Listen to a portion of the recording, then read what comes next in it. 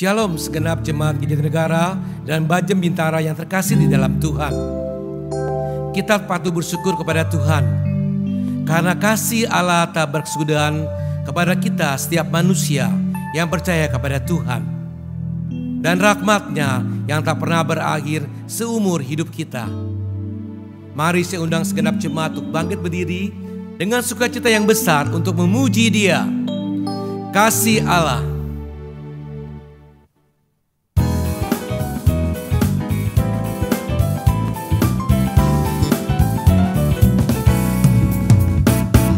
Kasih Allah tak berkesudahan, selalu baru setiap pagi. Rahmat-Nya pun tak pernah berakhir seumur hidup. Kasih Allah. Kasih Allah tak berkesudahan, selalu baru setiap pagi.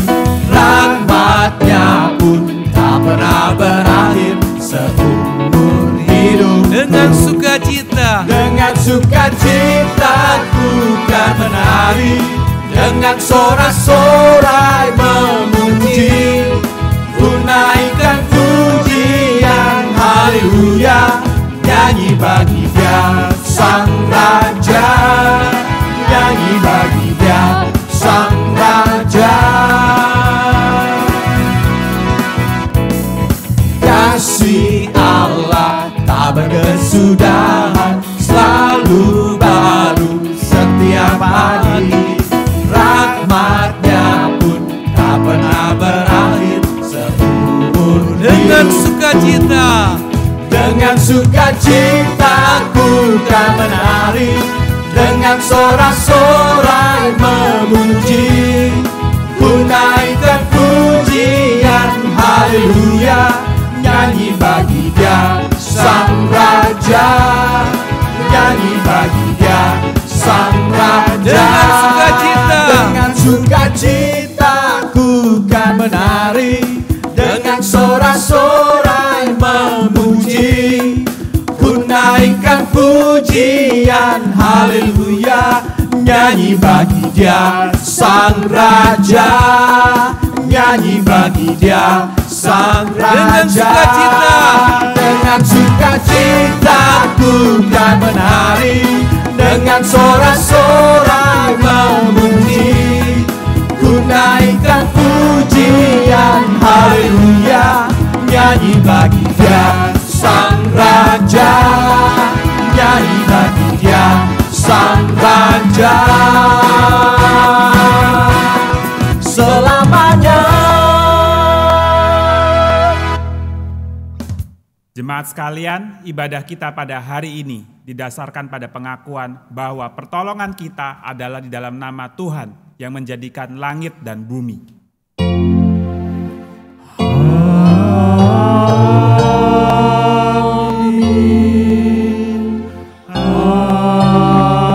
Amin. Amin.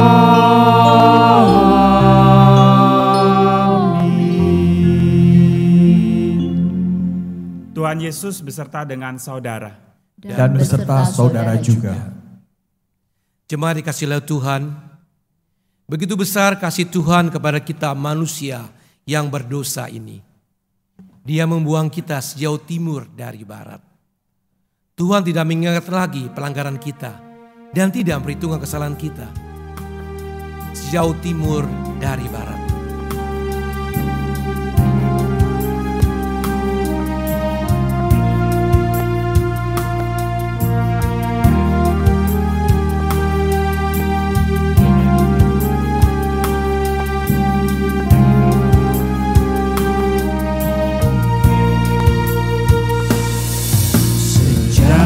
Timur dari barat, Engkau membuang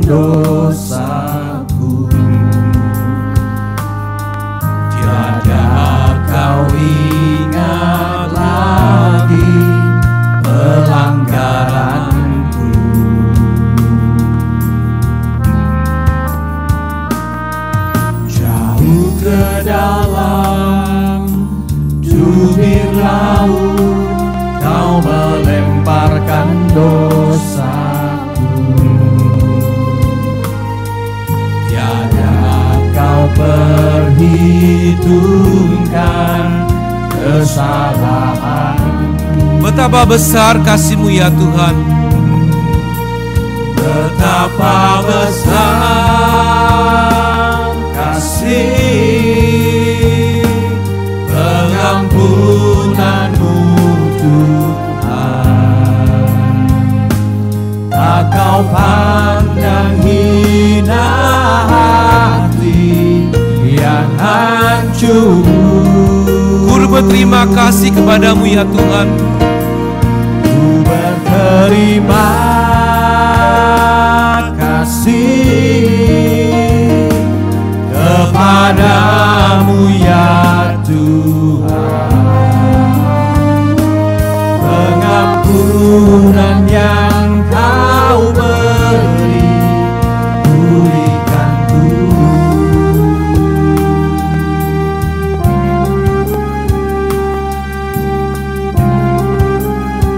Sejauh timur dari barat, Engkau membuang dosaku.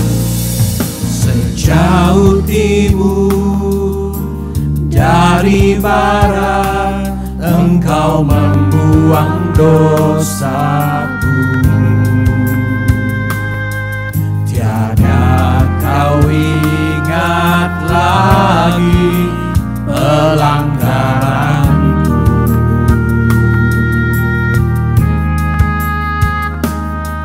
Jauh ke dalam tubir laut, Kau melemparkan dosaku.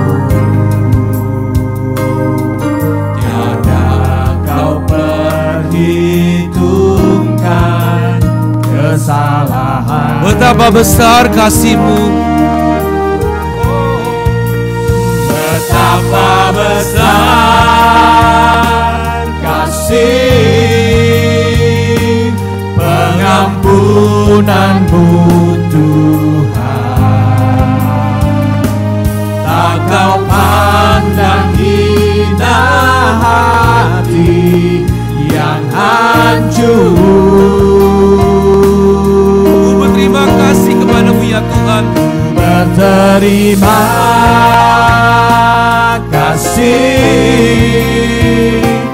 kepadamu ya Tuhan. Pengampunan yang Kau beri, pulihkan. Betapa besar kasih-Mu ya Tuhan. Betapa besar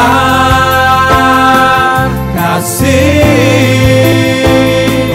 pengampunan-Mu Tuhan. Tak Kau pandang hina hati yang hancur.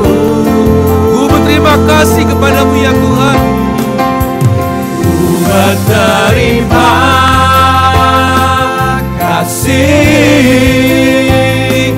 kepadamu ya Tuhan. Pengampunan yang Kau beri, Pengampunan yang Kau beri.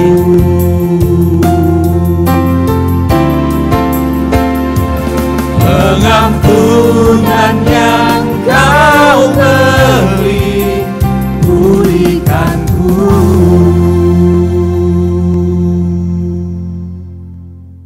Mari jemaat sekalian, kita sama-sama masuk ke dalam doa pengakuan dosa. Tuhan, kami bersyukur karena kami boleh hidup sampai pada hari ini. Dan Tuhan, kami boleh bersyukur kalau kami memiliki kesempatan untuk datang beribadah kepada Engkau.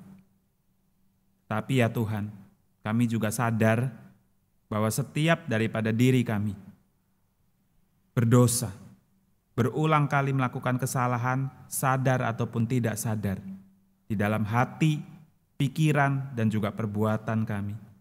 Kami gentar ya Tuhan untuk datang kepada Tuhan. Ketika kami memuji Engkau, kami sadar betapa tidak layaknya kami di hadapan Engkau. Tuhan, sekarang kami datang ke hadapan Engkau memohon, biarlah kiranya kasih setiamu dan belas kasihan-Mu turun atas kami semua. Tuhan berjanji ketika kami dengan sungguh-sungguh mengaku dosa di hadapan Engkau, Engkau akan membasuh dosa-dosa kami. Dan ini kami ya Tuhan, kami sungguh-sungguh datang kepadamu memohon, kiranya Tuhan ampuni setiap dosa pelanggaran kami. Dan kami sudah percaya kepada janji-Mu yang akan membasuh setiap dosa kami. Di dalam nama Tuhan Yesus Kristus, kami dengan berani datang ke hadapan-Mu. Amin. Jemaat Tuhan, saya undang untuk bangkit berdiri. Dengarlah berita anugerah dari Tuhan yang diambil Yohanes 15 ayat 3. Kamu memang sudah bersih karena firman yang telah kukatakan kepadamu. Demikianlah berita anugerah dari Tuhan. Syukur kepada Allah. Jemaat yang saya kasihi, kita patut bersyukur telah melewati tahun 2020 bersama Tuhan. Kita patut bersyukur atas rahmat Tuhan dan kasih yang tak berkesudahan untuk kita semua, khususnya Jemaat Gereja Jatinegara dan Bajem Bintara Indah. Biarlah kita boleh mengangkat suara kita, memuji Sang Raja kita, Allah yang perkasa, Allah yang kasih. Kita boleh bertepuk tangan semua di rumah.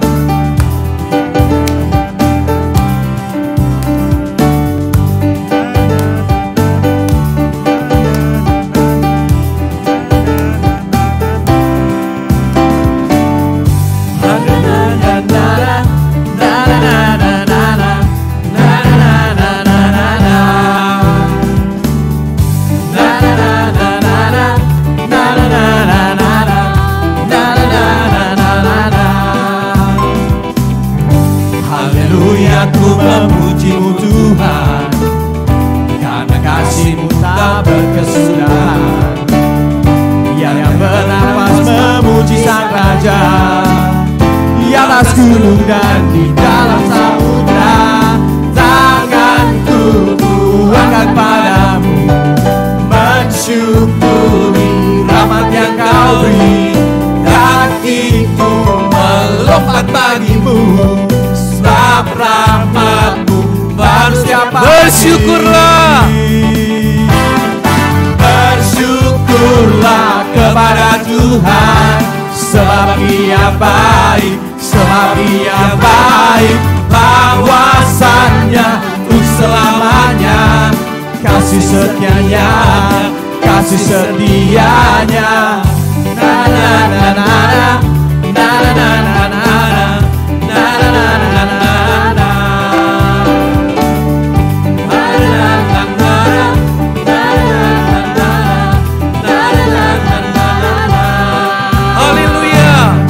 Haleluya, memuji-Mu Tuhan, karena kasih-Mu tak berkesudahan. Dia yang bernapas memuji Sang Raja, di atas gunung dan di dalam samudra. Tanganku kuangkat padamu, mensyukuri rahmat yang Kau beri. Kakiku melompat bagimu, sebab rahmat-Mu baru setiap pagi. Bersyukurlah. Bersyukurlah kepada Tuhan, sebab Ia baik, sebab Ia baik. Bahwasannya untuk selamanya, kasih setianya, kasih setianya. Bersyukurlah kepada Tuhan, sebab Ia baik, sebab Ia baik. Bahwasannya untuk selamanya, kasih setianya, kasih setianya. Bersyukurlah. Bersyukurlah kepada Tuhan, sebab Ia baik, sebab Ia baik. Bahwasannya untuk selamanya, kasih setianya, kasih setianya. Na na na na na na na na na na na na na na.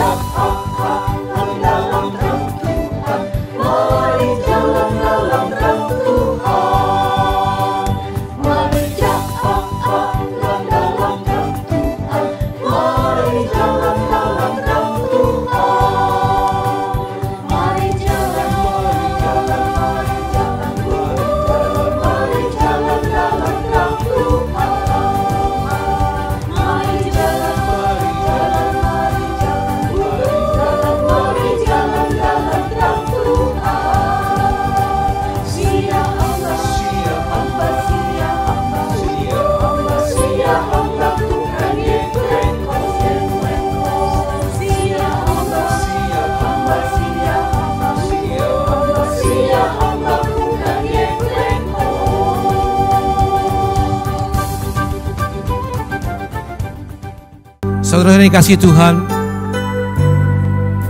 sebelum kita mendengarkan firman Tuhan disampaikan oleh hambanya Pendeta Yosef Theo, biarlah kita seperti bejana yang siap dibentuk oleh Tuhan. Kita boleh menyerahkan hidup kita kepada Tuhan untuk dijadikan alatnya dalam rumah Tuhan, bagaikan bejana.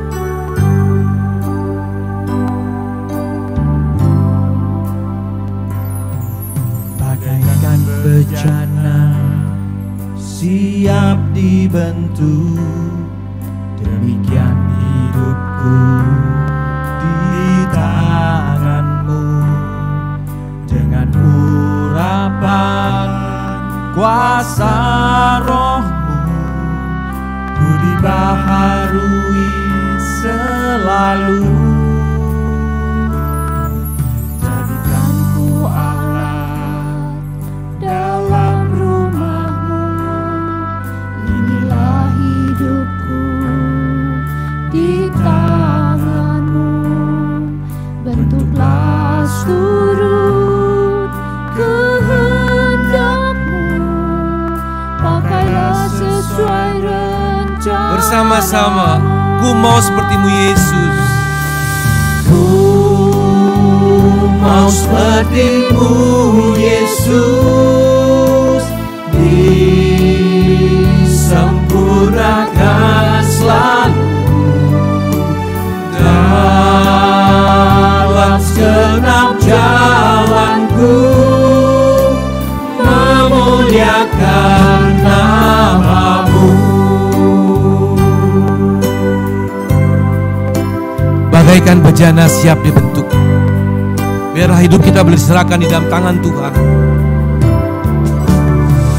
Bagaikan bejana siap dibentuk, demikian hidupku di tanganmu. Dengan urapan kuasa rohmu, ku dibaharui selalu. Jadikan ku Allah dalam rumahmu, inilah hidupku di tanganmu. Bentuklah turut kehendakmu, pakailah sesuai rencana. Ku mau sepertimu Yesus. Ku mau sepertimu Yesus, disempurnakan selalu dalam segenap jalanku, memuliakan nama-Mu. Ku mau sepertimu Yesus. Ku mau sepertimu Yesus, disempurnakan selalu dalam segenap jalanku, memuliakan nama-Mu, memuliakan nama-Mu, memuliakan nama-Mu.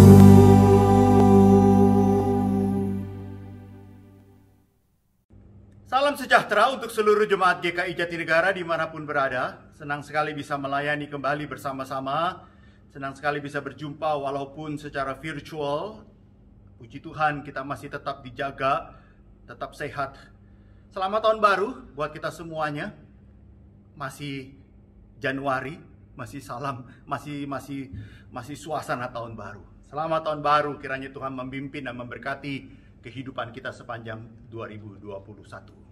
Kita siapkan hati kita berdoa terlebih dahulu sebelum kita membaca dan mendengarkan penguraiannya.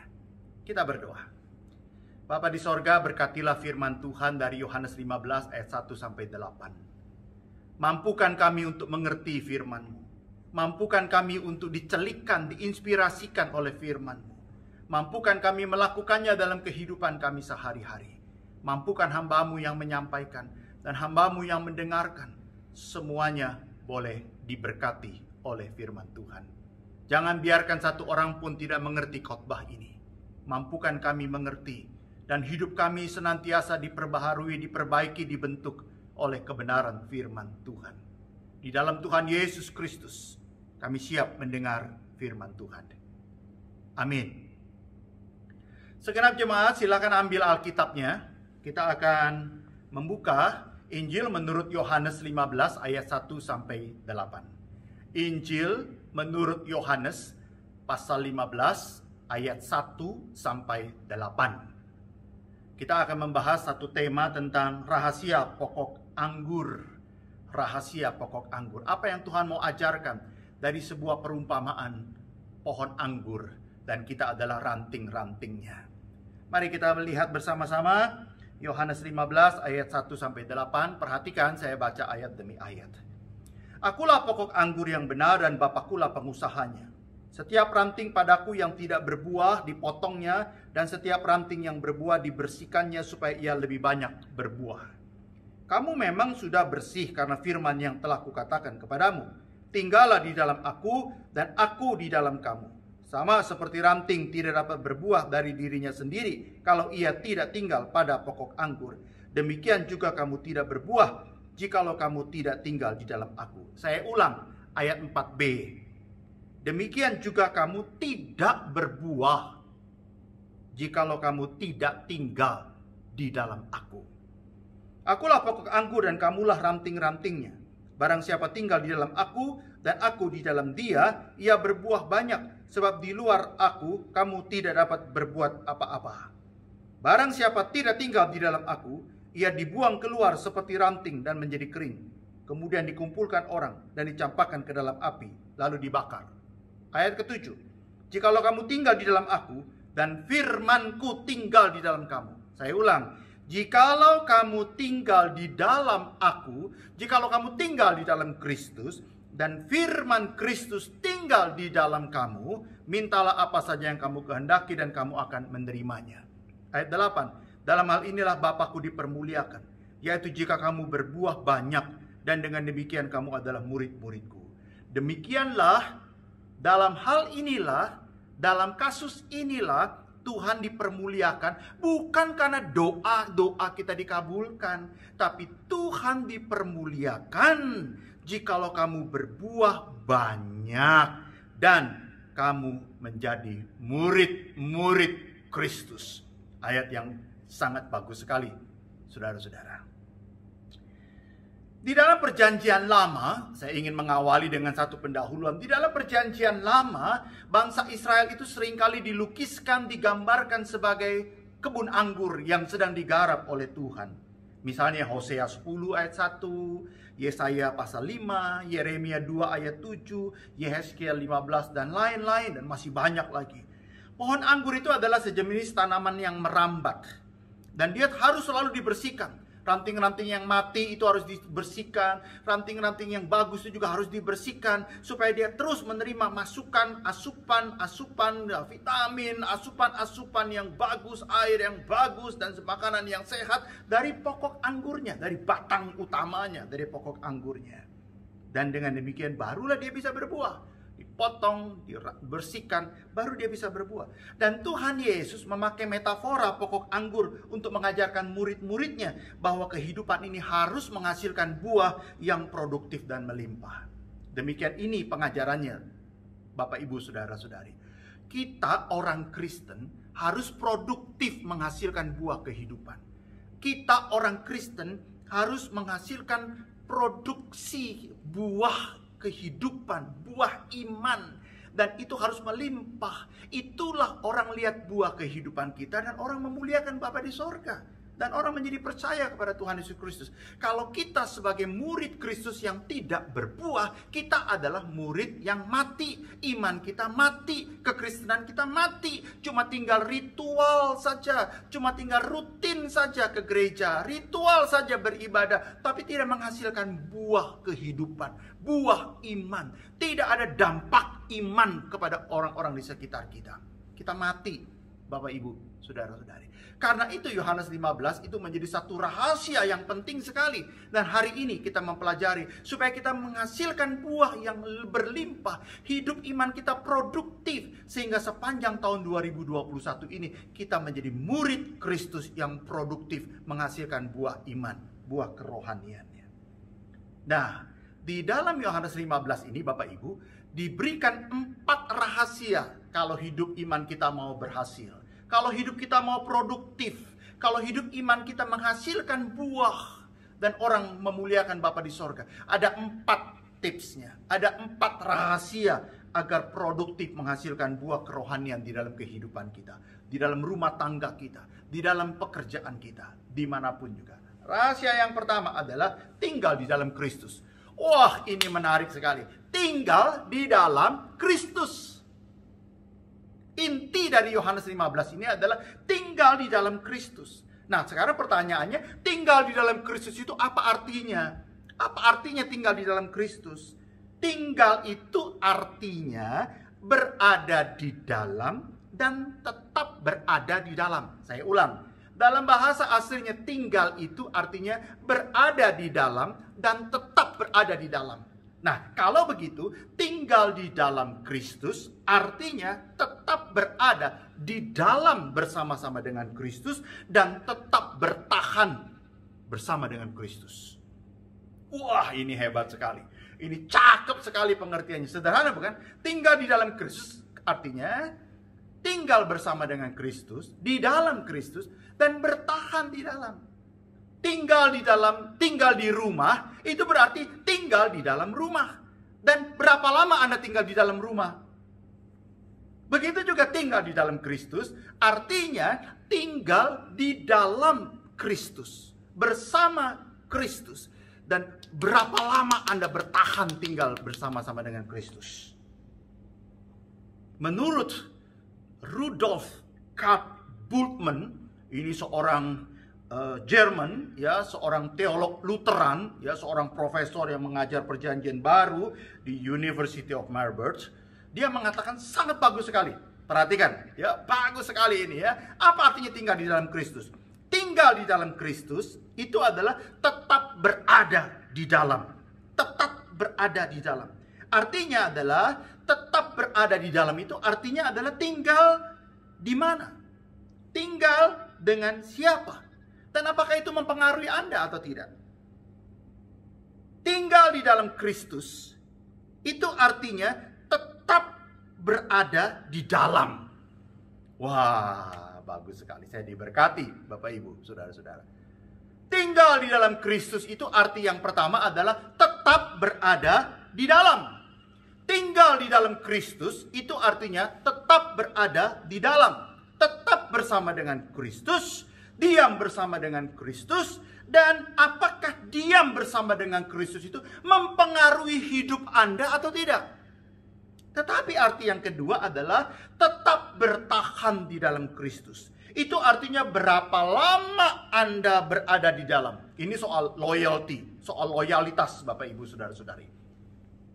Maka kalau Yohanes 15 bilang gini, tinggal di dalam Kristus. Hendaklah engkau tinggal di dalam Kristus. Artinya engkau tinggal bersama dengan Kristus. Tetapi berapa lama? Tetapi juga bertahan di dalam Kristus. Karena persoalannya begini. Tinggal di dalam Kristus, menjadi orang Kristen, ya. Tapi berapa lama kita bisa menjadi orang Kristen? Jawabannya adalah selama-lamanya kita setia sampai mati. Karena banyak orang Kristen yang menjadi orang Kristen tapi tidak bertahan lama. Seperti perumpamaan tentang benih. Ada kesusahan, ada penderitaan, ada cobaan. Maka dia meninggalkan Tuhan. Dia ganti agama, dia ganti iman dan lain sebagainya. Maka tinggal di dalam Kristus itu artinya tetap berada di dalam dan bertahan selama-lamanya di dalam Kristus. Bertahan selama-lamanya di dalam Kristus. loyalitas kita, komitmen kita, kesetiaan kita selama-lamanya sampai kita mati. Kita tetap berada di dalam Kristus, kita tetap bertahan di dalam Kristus. Yang mana lebih penting? Bertahan itu lebih penting, Bapak Ibu. Karena banyak orang gak tahan di dalam kekristenannya. Ada banyak cobaan, ujian, sakit, penyakit. Dia marah, dia protes, dia meninggalkan Tuhan dan sebagainya. Berapa banyak teman-teman kita yang sekarang udah gak ke gereja lagi? Berapa banyak teman-teman kita yang sekarang sudah tidak lagi mengikut Kristus? Dia tidak lagi tinggal di dalam Kristus. Dia tidak lagi berada di dalam Kristus. Dia tidak tahan, dia tidak bertahan di dalam Kristus. Tapi saudara-saudara yang mendengar khotbah hari ini, saya mau mengatakan, kalau hidup iman Anda mau produktif, mau berbuah terus-menerus, maka syarat yang pertama, Anda harus tinggal di dalam Kristus. Tinggal di dalam Kristus, berada di dalam bersama dengan Kristus. Dan Anda bertahan selama-lamanya di dalam Kristus. Setia sampai mati. Itu baru tinggal di dalam Kristus. Yang kedua, apa itu rahasianya? Selalu rutin dan disiplin memiliki me time dengan Tuhan. Tinggal di dalam Kristus. Itu artinya bertahan. Tetapi bukan hanya bertahan, tapi dia juga memiliki relasi yang bagus dengan Tuhan. Dia punya me time. Bapak Ibu tahu, ini istilah yang ngetren sekarang ini, me time. Apa itu me time? Me time itu adalah waktu untuk diri sendiri, tanpa kehadiran orang lain. Sehingga kita bisa sendirian beraktivitas, dan kita hanya mau berdiam diri saja. Diam sejenak. Apa artinya me time? Waktu untuk diri sendiri. Diam sendirian, tanpa orang lain. Karena kalau kita sibuk, maka me time itu menjadi barang yang sangat, waktu yang sangat mewah sekali, yang sulit sekali. Orang di zaman sekarang ini hampir gak ada waktu diam sendirian, merenungkan dirinya, ya, melayani dirinya, memikirkan dirinya dan lain sebagainya. Maka ini menjadi sesuatu yang sangat sulit ditemukan di dalam dunia super sibuk sekarang ini. Tapi me time itu adalah sesuatu yang bagus sekali, yang penting sekali. Begitu juga dengan Tuhan. Perhatikan Matius 6 ayat 6. Tetapi jika engkau berdoa, masuklah ke dalam kamarmu, tutuplah pintu, dan berdoalah kepada Bapamu yang ada di tempat yang tersembunyi. Apa yang mau diajarkan di doa Bapa kami ini? Matius 6 ayat 6. Kalau engkau berdoa, masuklah ke dalam kamarmu, tutuplah pintu. Apa ini? Me time. Waktu sendirian, bersama-sama dengan Tuhan. Waktu sendirian, intimasi dengan Tuhan. Merenungkan firman Tuhan. Merenungkan berapa sih umur kita sekarang ini. Apa yang sudah kita lakukan seumur hidup kita sekarang ini. Bagaimana sikap kita kepada Tuhan. Bagaimana sikap kita kepada istri, kepada suami, kepada anak-anak, kepada keluarga. Bagaimana kita memperlakukan diri kita selama ini. Bagaimana kita menjaga kesehatan kita selama ini. Me time dengan Tuhan. Merenungkan. Saudara sibuk sampai gak ada waktu untuk diam, me time dengan Tuhan. Saudara gak sempet lagi berhubungan dengan Tuhan, berkomunikasi dengan Tuhan. Gak ada waktu buat keluarga, gak ada waktu buat rekreasi, gak ada waktu saudara diuber-uber dengan pekerjaan. Seolah-olah saudara menjadi budak dari pekerjaan saudara. Saudara menjadi budak dari duit saudara. Saudara hanya mikirin duit dan sebagainya. Saudara gak pernah memikirkan bagaimana hidup kerohanian Anda. Kering sekali kerohanian Anda. Dipenuhi dengan aktivitas rohani. Tapi aktivitas rohani itu menjadi sumber dari berbagai bencana dan keributan kehidupan kita. Bapak, Ibu, Saudara-saudari, Anda masih punya saat teduh setiap hari. Quiet time, silent time. That's me time. That is me time sama Tuhan. Itu adalah waktu kita berdiam diri bersama-sama dengan Tuhan. Kamar, Bapak Ibu, Tuhan pakai, kalau engkau berdoa, bangunlah me time, masuklah ke dalam kamar. Karena Tuhan pakai metafora kamar ini sebagai satu ruang yang sangat private dan privacy. Saya ke rumah saudara, saya cuma masuk ke ruang tamu saudara. Saya nggak bisa masuk ke kamar saudara. Karena kamar itu sangat private buat saudara. Itu sangat privacy buat saudara. Nggak semua orang Anda izinkan. Bahkan tidak banyak orang Anda boleh izinkan masuk ke kamar saudara. Saya nggak bisa masuk. Paling cuma ke dapur Anda. Saya nggak bisa masuk ke kamar Anda. Nggak bisa. Itu kamar adalah ruang yang paling private. Yang paling privacy. Begitu juga kalau kita berdoa di kamar, apa artinya Bapak Ibu Saudara-saudari?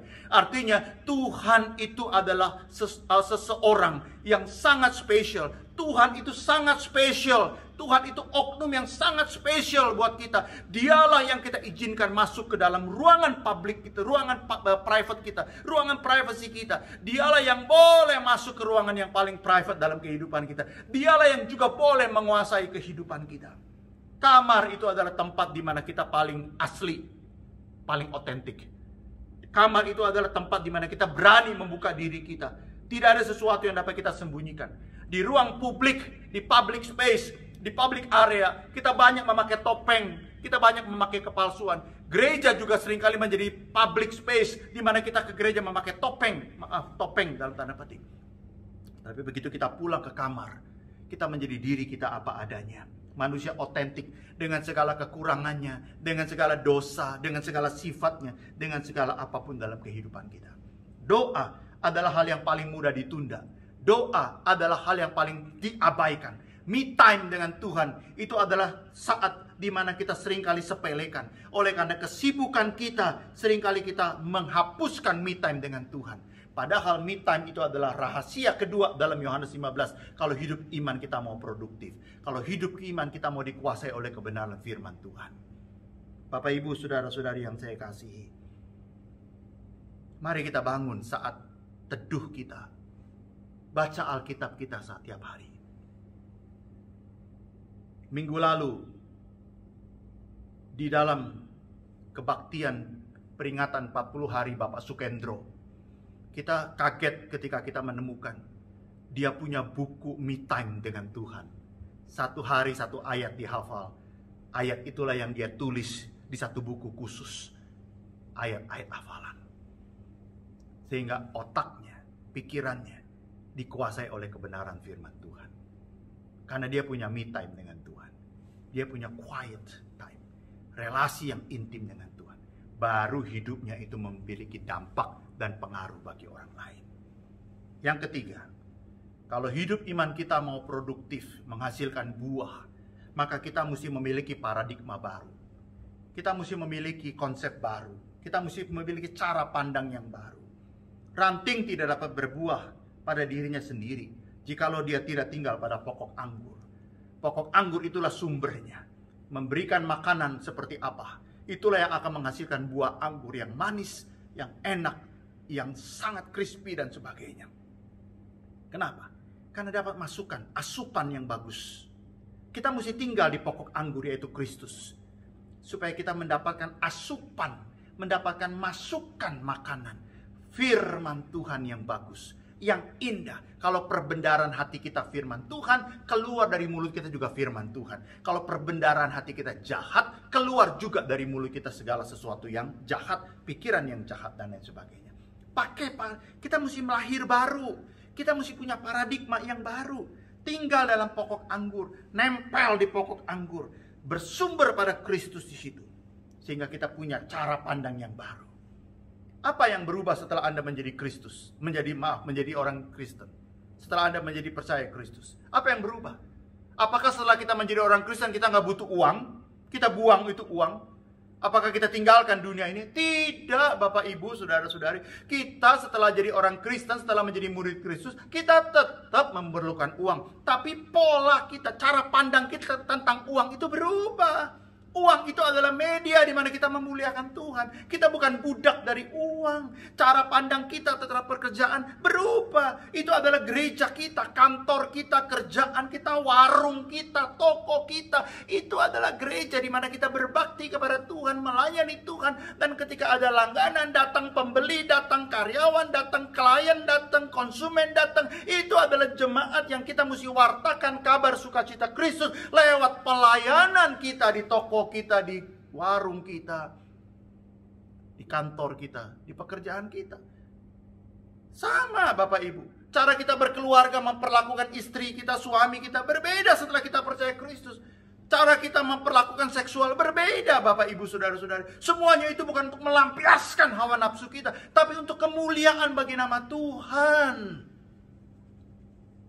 Bukan kita buang semuanya itu. Kita buang itu mobil. Enggak. Setelah kita percaya Kristus, kita punya harta bagi kemuliaan bagi nama Tuhan. Kita pakai bagi berkat bagi banyak orang dan kemuliaan bagi nama Tuhan. Pakai paradigma itu Bapak Ibu. Makanya setelah kita percaya Kristus, kita lahir baru. Makanya Roma 12. Berubahlah oleh pembaharuan budimu. Setelah kita percaya Kristus, jangan konsep duniawi yang masuk. Kita melayani Tuhan pakai konsep duniawi. Kita melayani Tuhan pakai konsep duniawi. Enggak, kita melayani Tuhan pakai konsep Tuhan. Karena rumah Tuhan dan lain sebagainya. Bapak Ibu Saudara-saudari, kalau hidup kita mau produktif menghasilkan buah. Dan mereka melihat produktivitas kita, melihat karya kita, hidup kita. Lalu hidup kita berdampak buat orang lain dan sebagainya. Maka yang ketiga, kita harus pakai paradigma yang baru. Kacamata kita kacamata iman. Satu kali saya masuk pakai kacamata, bukan kacamata baca, bukan kacamata minus ya, tapi kacamata biasa yang hitam itu untuk menahan cahaya matahari. Masuk ke dalam ruangan, saya belum lepas. Saya ingat pakai kacamata biasa, kacamata minus dan sebagainya. Kok gelap sekali ya? Oh, kacamata saya hitam, maka ruangan jadi gelap. Kalau kacamata saya hijau, ruangan jadi hijau. Kacamata saya kuning, ruangan jadi kuning. Ya, tapi saya lepas, maka saya bisa melihat itu. Kalau kacamata Anda tuh kacamata apa yang Anda pakai sekarang? Kacamata iman apa yang Anda pakai sekarang seperti ini? Maka berubah. Orang mengkritik kita, paradigma kita berubah. Orang memberi, paradigma kita berubah. Orang memuji, paradigma kita berubah. Lahir baru, Bapak Ibu Saudara-saudari. Menjadi ciptaan baru. Pakai paradigma baru. Pakai nilai-nilai baru. Pakai konsep yang baru di dalam Tuhan Yesus Kristus. John Piper bilang begini, manusia penting bukan karena bernafas, tetapi karena memiliki kapasitas untuk memuliakan Allah dengan hati dan pikiran dan tubuh selama bernafas. Nafas doang tapi nggak ada tujuannya, nggak ada apa percuma. Tapi kita nilainya bukan karena nafas itu, tapi nilainya karena di dalam nafas itu kita bisa memuliakan Tuhan dalam seluruh kehidupan kita. Yang keempat, selalu berpikir untuk melakukan perbuatan yang berguna, yang baik untuk diri sendiri dan orang lain. Ini kunci rahasia terakhir yang keempat. Kalau hidup iman Anda mau produktif menghasilkan buah, selalu setiap hari pikirkan, saya mau berbuat baik apa kepada orang lain. Jangan berbuat jahat. Saya mau membangun apa dengan perkataan saya kepada orang di sekitar saya. Saya mau memberikan berkat apa kepada orang di sekitar saya. Pikirkan itu. Maka itu baru kita bisa menghasilkan produksi iman yang baik. Efesus 2 ayat 10. Kita ini buatan Allah, diciptakan dalam Yesus untuk melakukan pekerjaan baik. Efesus 2 ayat 10, Rasul Paulus menulis dengan sangat gamblang, tegas dan jelas. Kita ini ciptaan Allah loh. Kita ini buatan Allah, diciptakan dalam Kristus Yesus, dilahirbarukan untuk melakukan pekerjaan baik. Jangan lakukan perbuatan yang hanya berguna buat diri sendiri, buat ego, buat memuaskan hawa nafsu kita. Tidak, kita berusaha untuk membangun orang lain, membangun diri kita, keluarga, teman, dan lain sebagainya. Rasul Paulus memakai kalimat penegasan. Kita dicipta untuk melakukan pekerjaan baik. Saya coba pakai kalimat perbandingan Bapak Ibu. Mobil diciptakan untuk berpergian. Telepon diciptakan untuk berkomunikasi. Rumah diciptakan untuk berteduh. Dan manusia diciptakan untuk melakukan pekerjaan baik.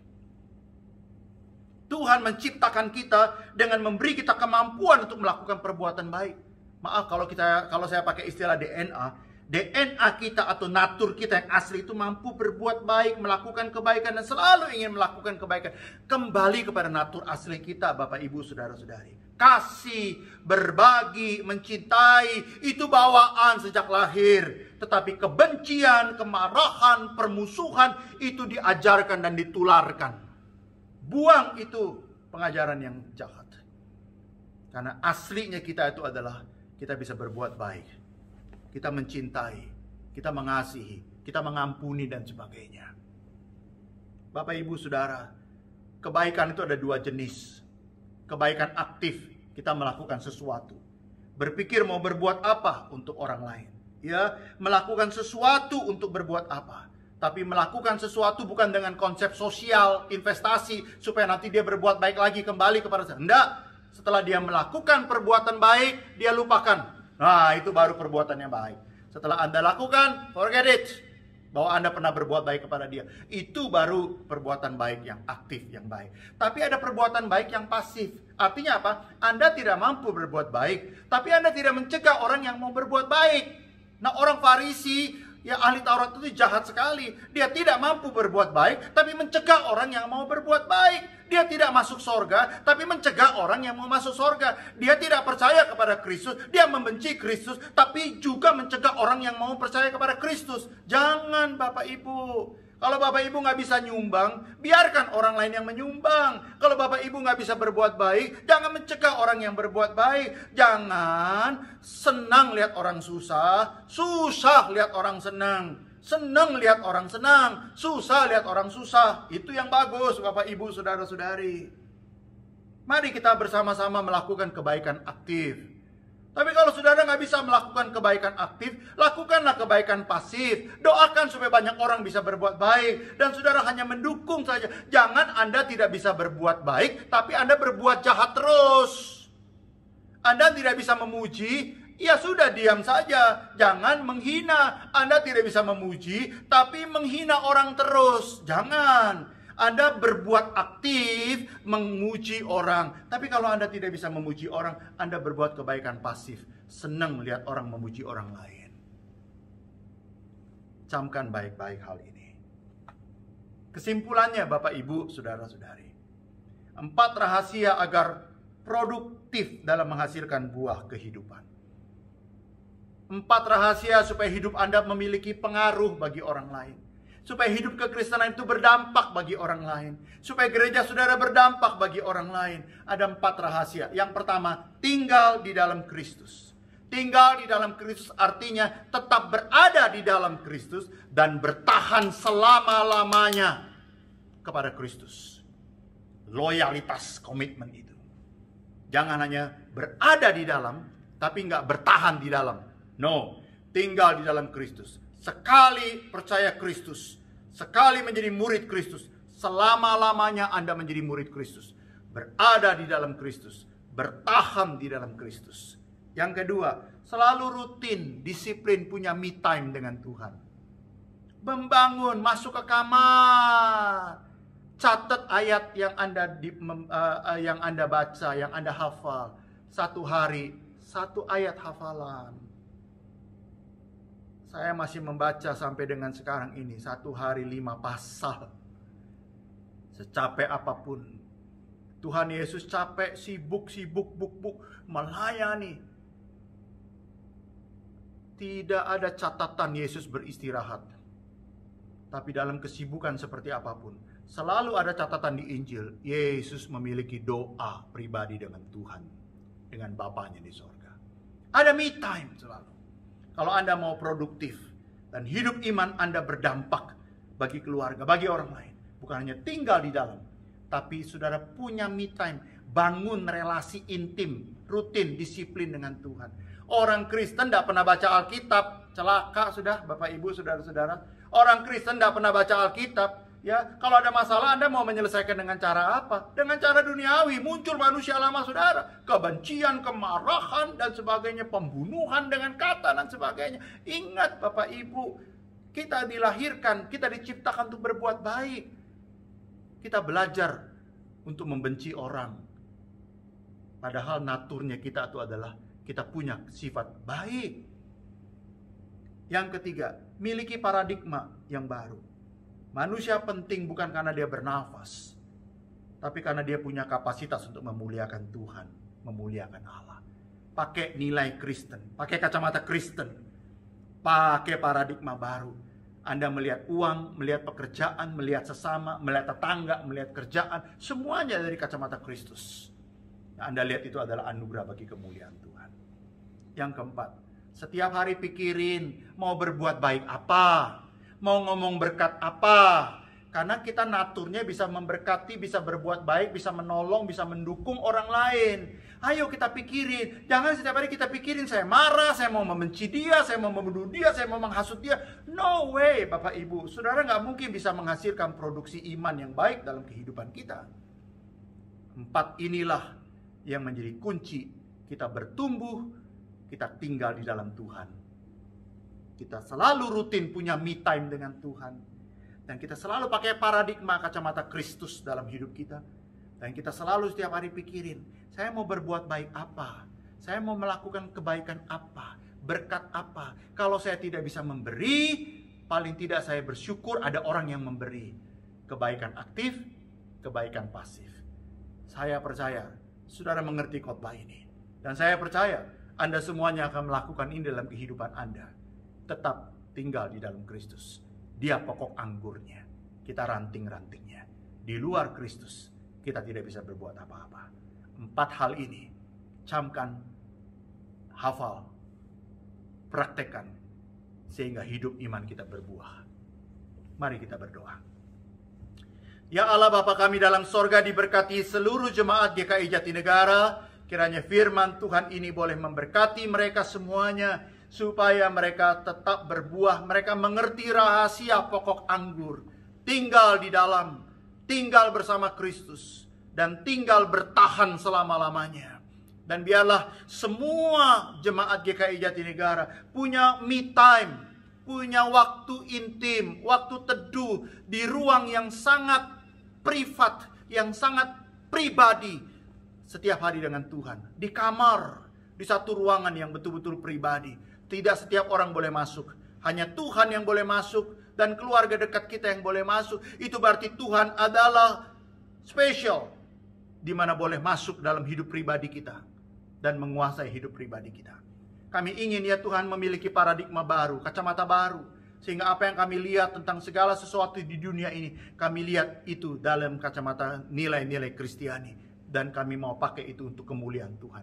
Uang, harta, pekerjaan, keluarga, seksual, rekreasi, hobi, semua bagi kemuliaan nama Tuhan.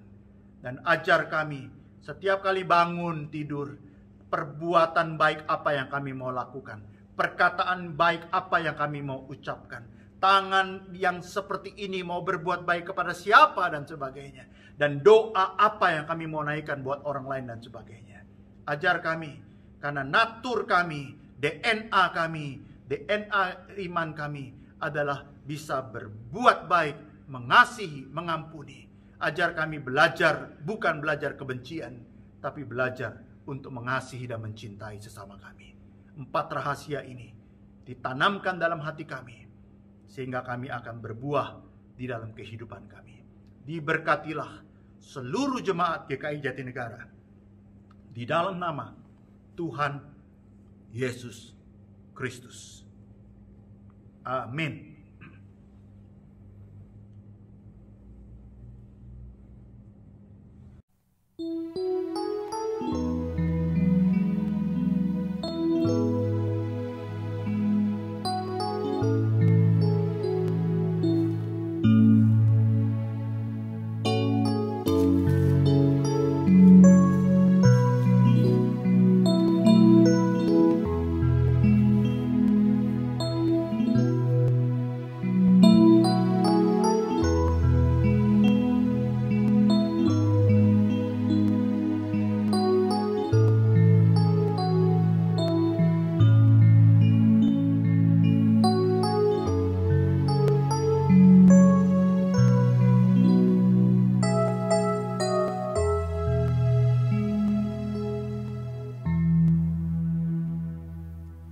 Jemaat Tuhan di rumah masing-masing, mari saya undang untuk bangkit berdiri semua bersama dengan umat Allah di masa lampau, masa kini dan masa depan. Ingat pengakuan perbaptisan kita menurut pengakuan iman rasuli, demikianlah kita ikrarkan. Pengakuan iman rasuli. Aku percaya kepada Allah, Bapa yang Maha Kuasa, pencipta langit dan bumi, dan kepada Yesus Kristus, anaknya yang tunggal Tuhan kita, yang dikandung daripada Roh Kudus, lahir dari anak darah Maria, yang berita sengsara di bawah pemerintahan Pontius Pilatus, disalibkan, mati dan kuburkan, turun dalam kerajaan maut, pada hari yang ketiga bangkit pula dari antara orang mati, naik ke surga, duduk sebelah kanan Allah, Bapa yang Maha Kuasa, dan dari sana akan datang untuk menghakimi orang yang hidup dan yang mati. Aku percaya pada Roh Kudus, kerajaan kudus dan am, persekutuan orang kudus, pengampunan dosa, kebangkitan orang mati, dan hidup yang kekal. Amin.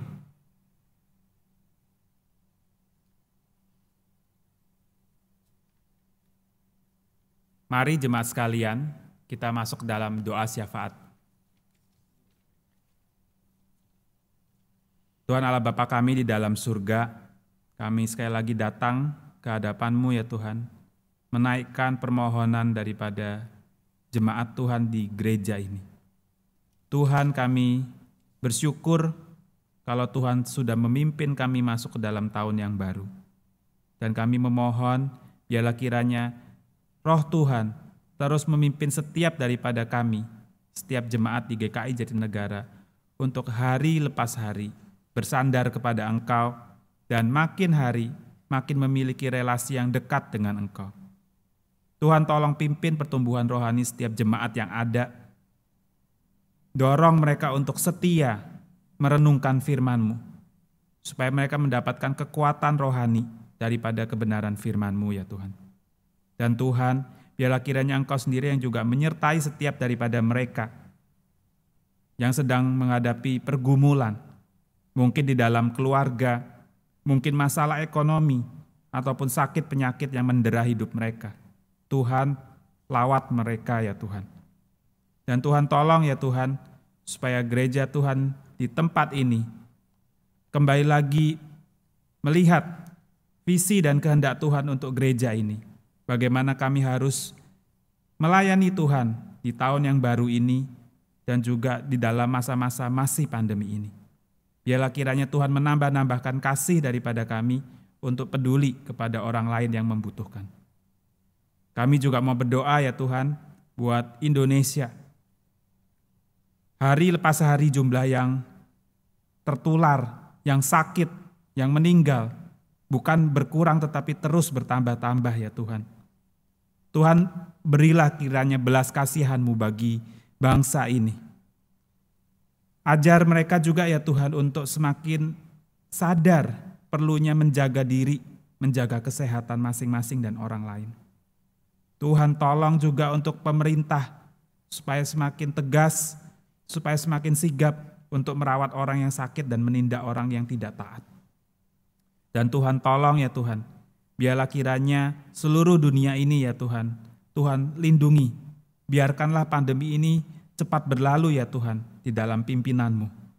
Dan Tuhan, kami memohon untuk setiap vaksin yang dibuat ya Tuhan, biarlah kiranya dengan kasih karunia-Mu ya Tuhan, melalui vaksin ini bisa menyembuhkan banyak orang yang jatuh sakit. Tuhan, kami juga mau berdoa memohon, biarlah kiranya melalui pandemi ini ya Tuhan, banyak orang matanya dibukakan, bahwa sesungguhnya kami adalah manusia yang lemah dan membutuhkan Tuhan.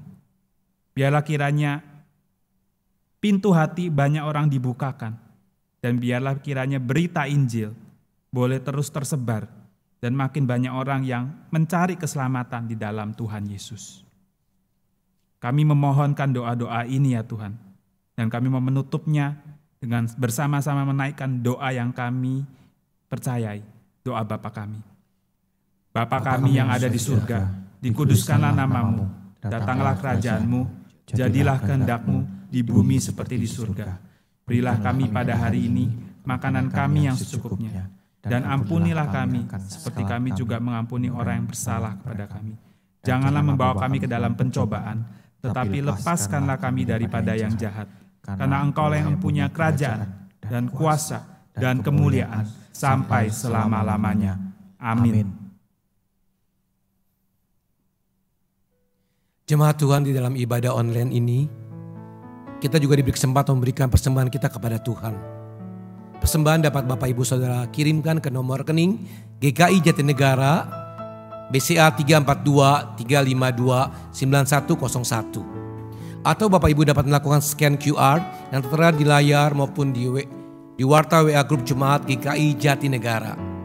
Atau juga bagi yang kesulitan untuk transfer, Bapak Ibu Saudara dapat mengumpulkan di dalam amplop, lalu membawanya ke gereja pada saat kita sudah bisa beribadah secara fisik di gereja. Atau jika jemaat sudah merasa terkumpul persembahannya dan sudah ingin segera diberikan kepada gereja, jemaat bisa menghubungi majelis sebagai bendahara untuk penyebutan persembahan jemaat di rumah. Jemaat sekalian, mari kita berdoa. Segala ungkapan syukur hanya kepadamu Bapa di surga. Oleh karena kasih karunia dan berkat-Mu boleh selalu kami terima dan nikmati hingga hari ini. Kami tahu dan percaya semua berkat yang kami peroleh ini karena kemurahan Tuhan di dalam kehidupan kami. Untuk itu Bapa di surga, sebagai bukti ungkapan syukur kami kepadamu saat ini, biarlah kami boleh memberikan persembahan kami, biarlah persembahan ini boleh dipakai untuk kemuliaan nama Tuhan. Ajar kami juga terus mengucap syukur dalam segala hal, terutama mempersembahkan tubuh kami yang hidup kepada Engkau. Terima kasih Tuhan Yesus, yang di dalam nama Tuhan Yesus kami berdoa dan mengucapkan syukur. Amin. Jemaat sekalian, marilah saya undang untuk bangkit berdiri semua yang di rumah. Mari kita berkomitmen di dalam Tuhan dan bagi kemuliaan Tuhan bahwa Allah adalah sumber kuatku.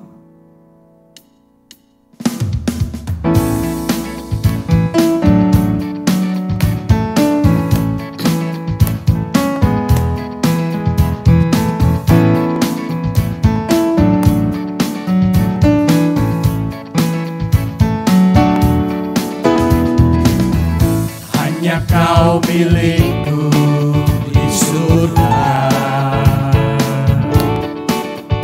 tiada yang ku ingini di bumi, hanya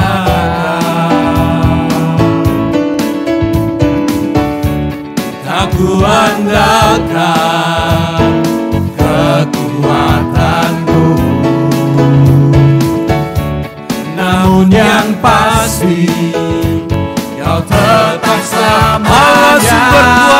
Allah sumber kuatku, Allah sumber kuatku, Allah sumber kuatku dan bagianku selamanya, selamanya. Hanya Kau milikku di surga. Hanya Kau milikku di surga, tiada yang dari ini di bumi, hanya Kau. Tak ku andalkan kekuatanku, namun yang pasti Kau tetap selamanya. Katakan Allah sumber kuatku, Allah sumber kuatku, Allah sumber kuatku, Allah sumber kuatku dan bagianku selamanya. Allah sumber kuatku, Allah sumber kuatku, Allah sumber kuatku dan bagianku selamanya. Allah sumber kuatku, Allah sumber kuatku, Allah sumber kuatku dan bagianku selamanya, selamanya.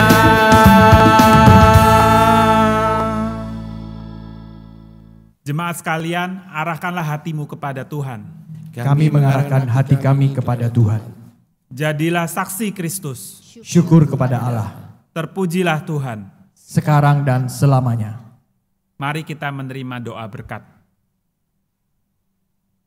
Kiranya kasih daripada Allah Bapa, pengorbanan Tuhan Yesus di atas kayu salib, dan juga penyertaan pimpinan Allah Roh Kudus, terus memimpin kita untuk setiap hari makin dekat dan menempel kepada Tuhan kita, Juru Selamat kita, Yesus Kristus. Amin. Haleluya.